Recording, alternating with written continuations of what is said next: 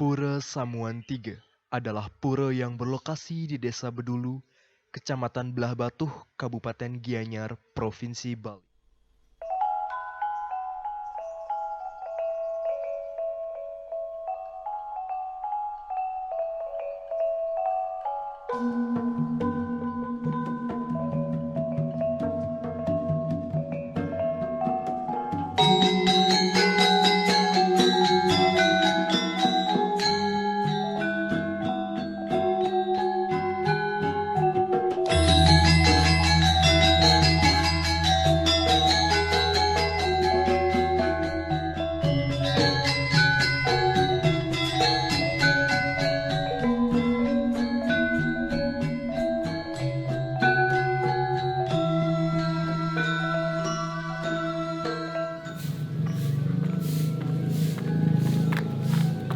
Ya, halo teman-teman semuanya dan para pemirsa, selamat datang di Pura Samuan Tiga. Nah, sekarang saya sudah berada di salah satu mandala pura atau bagian pura yang bisa dibilang terluar lah ya.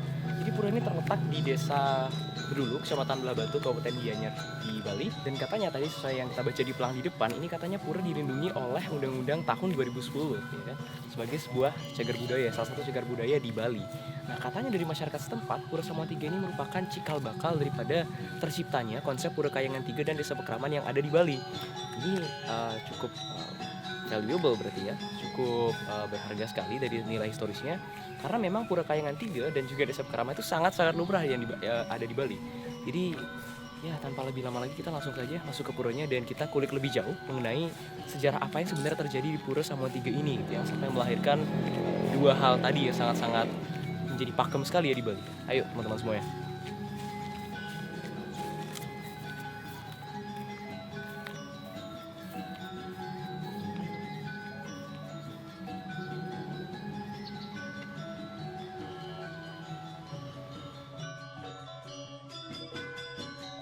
Pura Samuan Tiga memiliki jarak tempuh kurang lebih 24 km dari pusat kota Denpasar, berjarak 950 meter dari Pura Gua Gajah, dan sekitar 600 meter dari Jalan Raya Bedulu.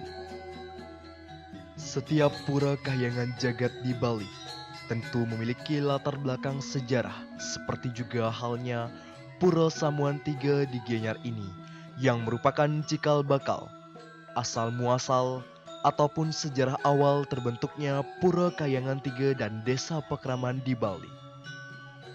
Berawal dari masyarakat di Bali yang pada saat itu kebanyakan menganut keyakinan atau sekte. Begitu banyaknya sekte yang berkembang dan dengan luas wilayah Pulau Bali yang tidak begitu besar, sehingga rentan terjadinya gesekan serta konflik antar sekte.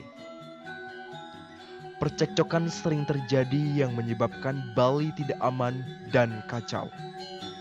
Kekacauan yang sering terjadi tersebut membuat raja yang memerintah pada saat itu, yaitu Raja suami istri Sri Dharma Udayana dan Gunapriya Dharma Patni, mengambil langkah kebijakan untuk melakukan pertemuan besar dengan sekte-sekte yang ada. Tiga unsur penting yang hadir dalam pertemuan tersebut adalah Siwa, Buddha, dan Bali Yaga. Dalam pertemuan besar di Pura Samuan Tiga tersebut, pada tahun 1001 Masehi dipimpin oleh Empu Kuturan atau Senopati Kuturan, seorang pemeluk Buddha aliran Mahayana. Beliau adalah seorang penasehat Raja Airlangga yang memerintah di kerajaan Kahuripan. Empu Kuturan juga ahli di bidang agama dan pemerintahan.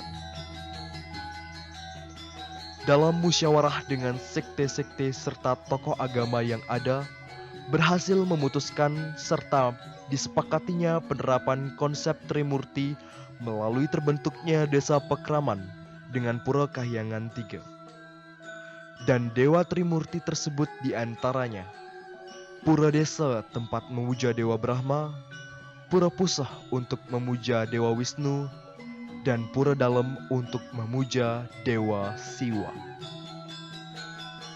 Dengan adanya 9 sekte di Bali, sekte-sekte itu pada umumnya seperti katakanlah dia itu mengatakan dirinya yang paling benar, dengan situasi demikian, raja yang berkuasa di Bali yaitu Guno Priyo Darmapatmi dengan suaminya Udayana lalu mengundanglah Empu tadi untuk menyelesaikan masalah itu. Akhirnya terjadilah pesamuan di sini di Pura Samuan Tiga yang didatangi juga oleh mungkin ketua-ketua sekte, kemudian Baliaga, tokoh-tokoh Bali lah waktu itu.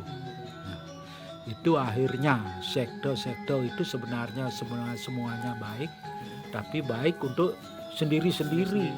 Sekte A yang lain tidak gitu. Jadi untuk merangkum semuanya itu ya digantilah itu dengan keyakinan dengan yang tiga itu atau Trimurti itu. Ya di sanalah timbulnya Trimurti yang seperti sudah diketahui apa itu Trimurti.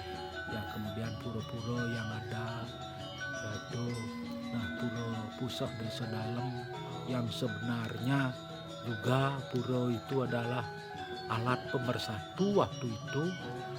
Gitu. Semua klan apapun klannya dia itu nyungsung di Kahyangan Tiga itu sepertinya Kahyangan Tiga lah.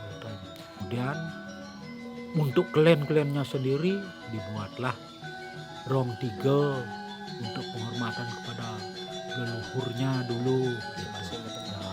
Semua jadi membuat Rong Tiga.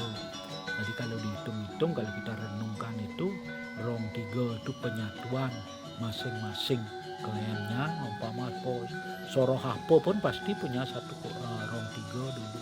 Kemudian ada Kahyangan Tiga untuk menyatukan desa yang terdiri dari banyak klan dulu, tapi di desa dia bersatu sehingga amanlah kembali Bali. Demikianlah Pura Samuan Tiga yang dipercaya sebagai tonggak dari meleburnya 9 sekte di Bali menjadi Kahyangan Tiga dan terbentuknya desa Pekraman yang kini tetap dikunjungi dan dipuja oleh masyarakat umat Hindu di Bali maupun di luar Bali. Semoga kita selalu dalam lindungan dan bimbingannya. Akhir kata kami mengucapkan terima kasih kepada Anda yang telah menjadi saksi bagaimana Pura Kahyangan Tiga dan desa Pekraman di Bali ini bisa terbentuk. Sekian dan terima kasih.